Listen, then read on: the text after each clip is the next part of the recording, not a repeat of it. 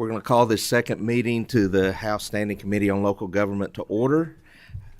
Secretary, will you please call the roll? Representative Bentley, Representative Bowling, Here. Representative Bray, Here. Representative Brown, Here. Representative Chester Burton, Here. Representative Dixon, Representative Doan, Present. Representative Frazier Gordon, Here. Representative Freeland, Here. Representative Imes, Here. Representative Justice, Here. Representative Lockett, Here. Representative Meredith, Representative Proctor, Here. Representative Raymer, Here. Representative Reed, Representative Stalker, Present. Representative Stevenson, Representative Thomas, Present. Chairman Bridges. Here. We have a quorum, so we're constituted to do business. First off, I know we got several guests in the room. I'm going to take the privilege of chairmanship and make my introductions first. First, we want to welcome, I think this is League of City Day. So we've got several local government officials in-house. I personally have my mayor, Mayor George Bray from Paducah here. We're glad to have you, Mayor. And I've got one that I feel like's my second mayor is the Mayor Mayfield, Kathy Onan, and Mayor Onan, we're glad to have you here too. So I want to welcome you, and I believe Representative Thomas has guest. I do, and you're right, Mr. Chairman, that anyone drives from our neck of the woods up here, we deserve to at least recognize them there. So I have Jim Seibert here with Fredonia and Arthur Green from Elkton. I'm not sure if you're going to be introduced or not, but we look forward to seeing y'all tonight at KLC too. Representative Lockett has guest. Thank you, Mr. Chair. I just have one guest here. The mayor of Nicholasville, Mr. Alex Carter, is here to join us. Okay, Representative Frazier Gordon. Hi, yes, I see Councilmember David Rowlett and possibly Katie Starsman and is Mayor Fraley here too? Okay, so I've got a good contingency here. Good to have you. Representative Dixon. Yeah, I've got my mayor, Brad Staton, and I believe our city attorney is here as well, Don Kelsey. So, And Representative Imes. Yes, we have a mayor from Murray, Bob Rogers, and the one who really runs the city, Jim Osborne. Is there anyone else who has guests? I see one, and I saw Representative Chester Burton. Well, I feel like all of the people that I see in the audience are my guests because they're my good friends from KLC, so I welcome them. Okay, Representative Bray. Well, Deanna stole my introductions, but I do see a good friend of mine, Marlon Sams, in the crowd, so thank you. With that, I want to go back. I failed to mention a couple. We've got the fire chief of Paducah. We're glad to have you here. And I think I saw the city manager, but Steve, we're glad to have you and appreciate it. And let him know that I didn't miss him. I think he went outside. But with that, we're going to get started. I'm going to ask Representative Brazier to come, Representative Banter to come forward.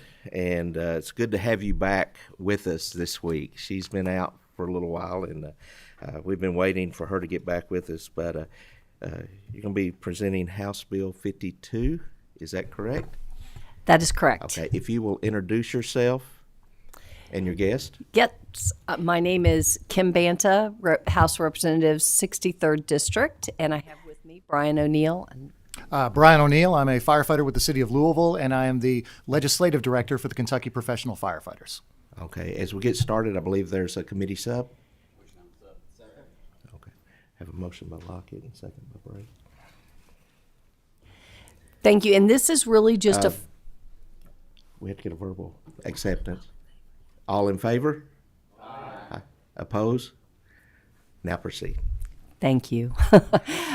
This is really just kind of a follow-up, a cleanup to a fireman bill that we had last year that passed 100%. We met with some therapists and we added some stress injuries and some other things. This is no cost to the state of Kentucky.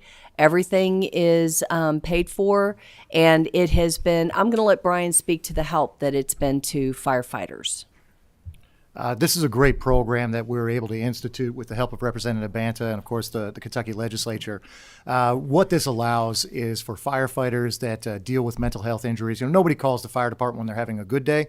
It's always on one of the worst days of their lives. And that accumulation of stress on the individual responding to those emergencies sometimes has bad outlets, and they need some help. And rehab for a mental health injury, we think should be no different than if I injure my knee in a fire, I go get it rehabbed, I get back to work. But it can be cost prohibitive, and this allows for reimbursement through the Kentucky Fire Commission. And as she mentioned, it's been budgeted, it's taken care of, so this is no additional cost. We've had quite a few members that have been able to take advantage of this, and this little tweak will just expand that a little bit to make sure we're not leaving anybody behind. Motion on the bill as amended by the sub. Okay. We have a motion on the bill as amended by the sub, and we have a second. Do you have anything else you'd like to say? No, sir, Chairman. Okay. Please call the roll. Oh, I'm sorry. We do have a question. Sorry about that. Representative Proctor. Representative Stalker, District 34. My question is regarding the committee sub that was passed out. So it looks like in this sub complex PTSD is excluded. Can you talk a little bit about why that would have been excluded from this? Yes, as a non-therapist and one that knows no therapy, I'm going to explain this. Okay. Complex is taken care of later down in the bill, but it's not acknowledged by the DSM. I think we're up to 5. So the therapist that worked on this said, don't include something that's not there, because that kind of that doesn't work that way. But if you keep going down, they can go on and eventually be treated for everything, but the complex is not recognized as a diagnosable disability. Okay, so then my follow-up question to that would be, would we have any concern that if an individual was seeking care and the licensed professional were to say to this individual, what you're really dealing with is not just a typical PTSD, which is a one-time type of an incident, car accident, things of that nature. This is really complex, which means that this is an ongoing or a reoccurring situation, which is obviously what our firefighters are up against every day. They don't do a job one and done. It's every day for multiple years potentially. So I just want to make sure that this wouldn't, if somebody were to be given that kind of a diagnosis, that this would not prevent them from getting any sort of reimbursement from that fund. No, it would not. And the therapist that works with the firefighters in Northern Kentucky is the widow of Fireman Chip Terry, and she is the one that brought these changes to us to better serve the firemen. So I'm very confident that they are going to get the treatment that they need. Perfect. Thank you so much. Mm-hmm. Any more questions? With that, Secretary, please call the roll. Representative Bowling, Yes. Representative Bray, Yes. Representative Brown, Yes. Representative Chester Burton, Yes. Representative Dixon, Representative Doan, Yes. Representative Frazier Gordon, Yes. Representative Freeland, Representative Imes, Yes. Representative Justice, Yes. Representative Lockett, Yes. Representative Meredith, Representative Proctor, Yes. Representative Raymer, Yes. Representative Stalker, Yes. Representative Thomas, Aye. Chairman Bridges. Yes.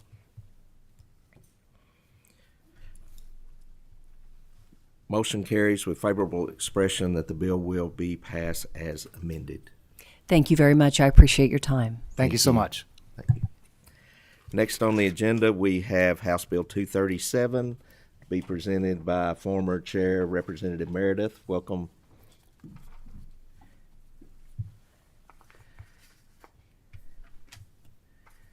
If you don't mind to introduce yourself and your guest.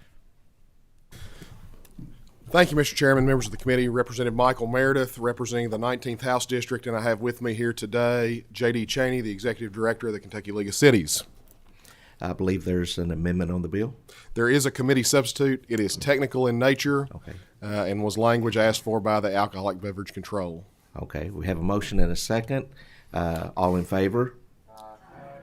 Any opposed? Motion passes. Please explain your bill.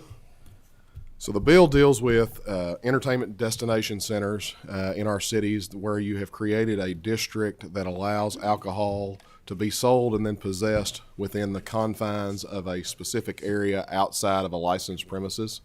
It basically, we have done this in the past to make those streets and that area basically a licensed premises under the law. And we are allowing in this expansion just a technical expansion to say that if you are a licensee within those boundaries or have a storefront that borders those boundaries, or if you are a non-licensee and you have a storefront or are involved in those boundaries, someone can possess an alcoholic beverage inside your building without being in violation of the law.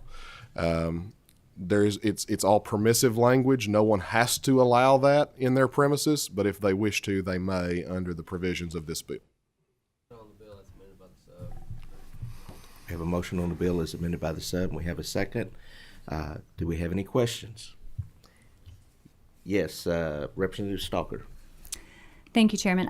Couple of questions. Who determines where these EDCs are and what the eligibility area that has to be met to qualify?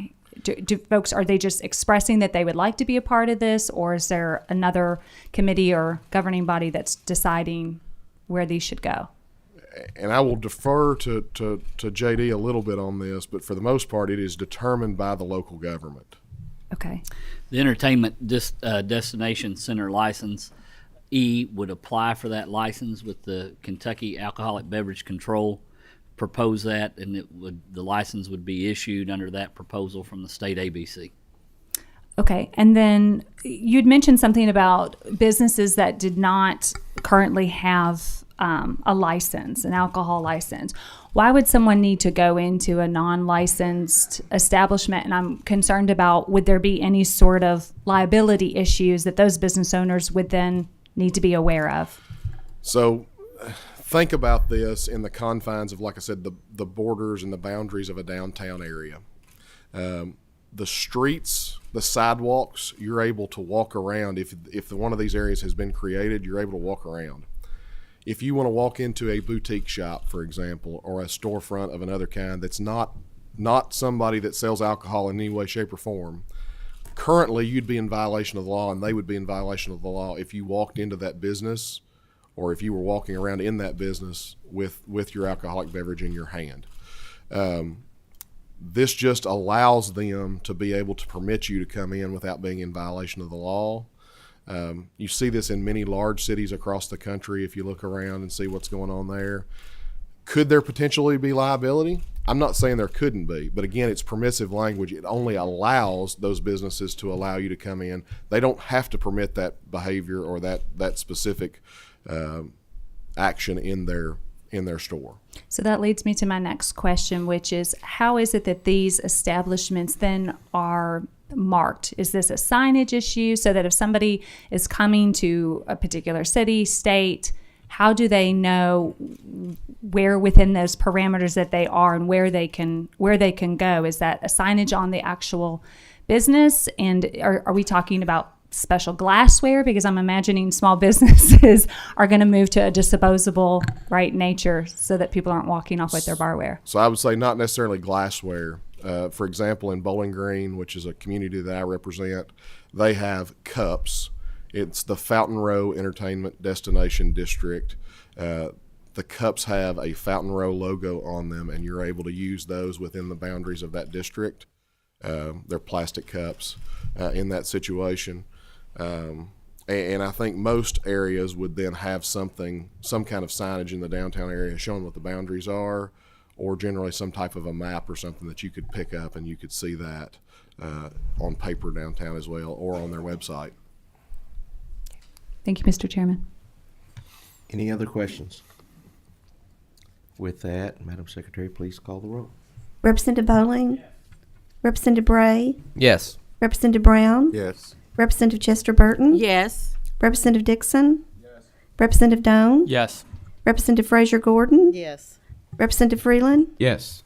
Representative Imes? Yes. Representative Justice? Yes. Representative Lockett? Yes. Representative Meredith? Yes.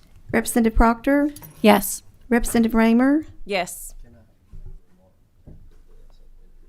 Representative Stalker, Yes. Representative Thomas, Aye. Chairman Bridges. Yes. Motion passes favorably for House Bill 237 as amended by committee sub. With that, we do have, we'll dismiss you, Representative Merrick. Thank you, Mr. Chairman, members of the committee. I only wish we had a consent calendar. With that, I'm sorry. Yeah. First off, I'm gonna Representative Bray has someone he'd like to introduction he missed. Yeah, it looks like one of my mayors from Pulaski County come in, Alan Keck, mayor of Somerset. Okay, we're glad to have you. Representative Freeland. No guests to mention that I know of, Mr. Chairman. Just wanted to register a yes vote on House Bill 52. I had to step out. And with that, we're going to stand at ease. We have committee members that are in other committees that want to place their vote, so we have to leave the committee open for a few moments. But who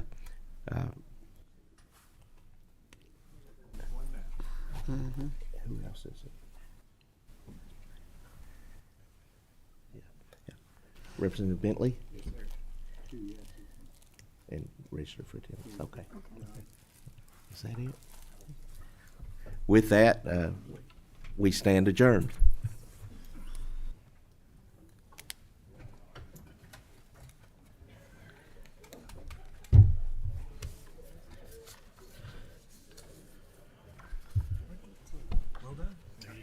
Thank you. I appreciate y'all's help.